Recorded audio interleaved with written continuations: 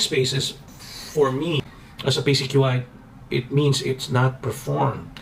Here we go again.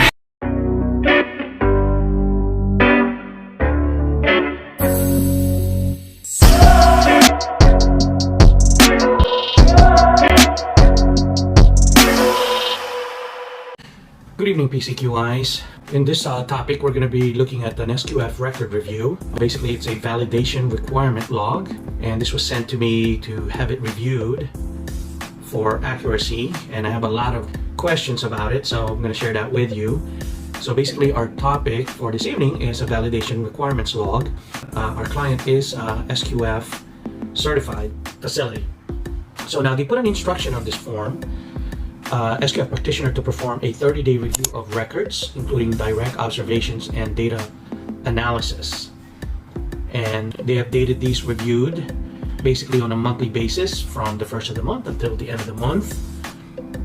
So let's take a look at their questions that they have on this validation requirement log. Now, from the look at this is they're trying to conform to the SQF standards of verification and validation activities. Now, before we butcher this form, let's just kind of take a look at what they have. So the first one they have is prerequisite programs are confirmed to ensure they achieve the required result. And it's a yes or no questions there, or answer. They have marked yes, but it doesn't state what programs are confirmed that they achieve the required result. So let's take a look further down here. But the second one says critical limits are selected to achieve the designated level of control of the identified food safety hazard or threat to the achievement of food quality. And the third one is all critical limits and control measures individually or in combination effectively provide the level of control required. Changes to the processes or procedures are assessed to ensure controls are still effective. And the fifth one they have here is critical food safety and quality limits are revalidated at least annually. Now this is a monthly records review, okay? So let's take a look at the area they have. So they have a area for food safety and a section for directly observed, reviewed, verified record, initial, who performed it. So basically just initials. So that should say performed by and the date it was performed. And they have a section for deficiency. And then the next part of it is corrective action, yes or no. It was closed, yes or no, and effective to control the risk.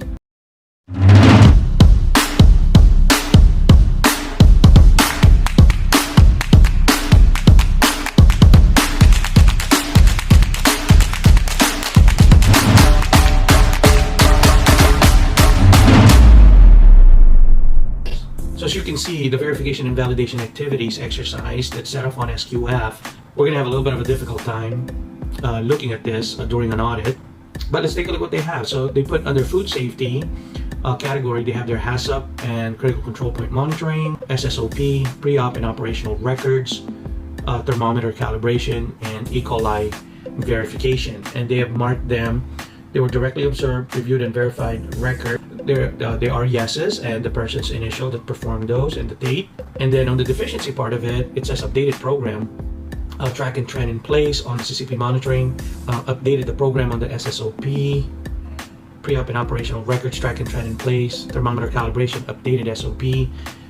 coli verification, track and trend in place. So it's kind of a copy paste, right? There's no deficiency stated.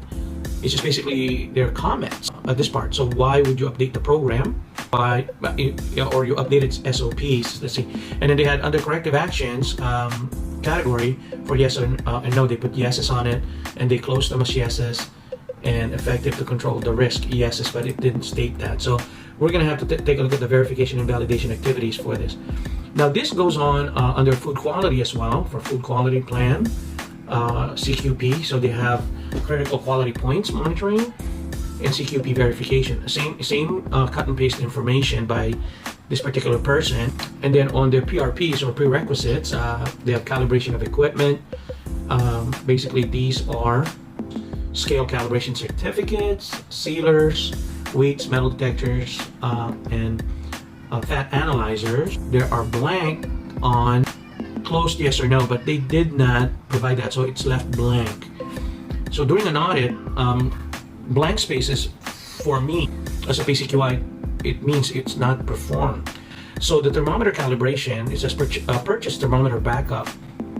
And then corrective action says no. So same thing with the scale calibration certificate. I guess it says okay. Was it calibrated by the third party?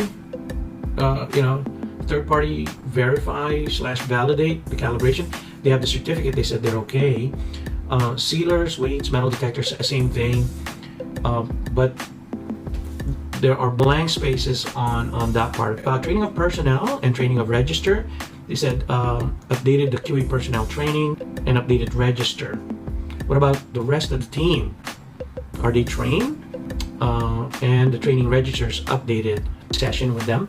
Then they have a section for monitoring water and microbiology, personal practices, management of pests and vermin, premises and equipment maintenance, cleaning and sanitation, ATP programs for zone 2 and 3.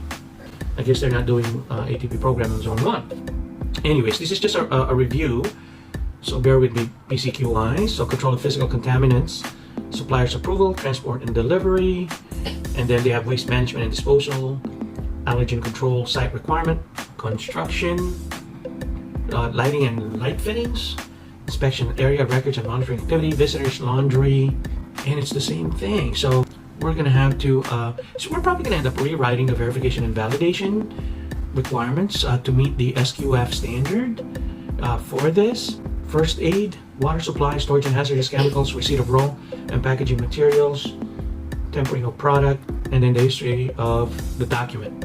So basically on a verification and validation, right? So on the verification part of it, which I'm gonna do another video on that one, I think either one, I'm misreading this whole synergize with the verification activity, and this is a validation. I believe this is a validation form, or it's a validation requirement log. So verification is what are you doing, right? And validation is it working?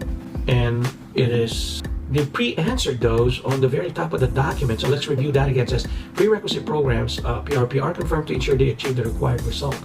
And they checked yes. The critical limits are selected to achieve the designated level of control. They said yes. All critical limits and controls are yeses. Changes to the process and procedures are yeses. But they have a lot of no's in here. And a lot of open on the closed yes or no section. They have a lot of no's and a lot of them were left blank. Anyways, PCQI, so I just wanted to do that, record that review with some of my thoughts. Like I said, verification of what are you doing, and validation is it working, right? So let me end it there. Have a good evening, PCQIs, and I'll give you an update on an updated verification and validation form in future videos, okay? Have a good one. Contact us, and don't forget to share, like, and subscribe. Thanks again, PCQIs. Have a good one.